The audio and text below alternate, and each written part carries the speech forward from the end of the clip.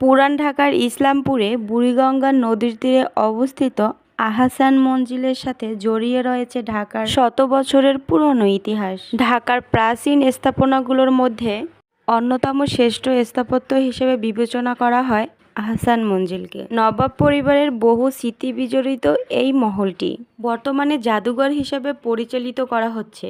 আজকের ভিডিওতে থাকছে আমরা আহসান মঞ্জিলে গিয়ে কি দেখলাম, যাবতীয় সবকিছু। আজকের ভিডিওটা খুবই ইন্টারেস্টিং হতে যাচ্ছে।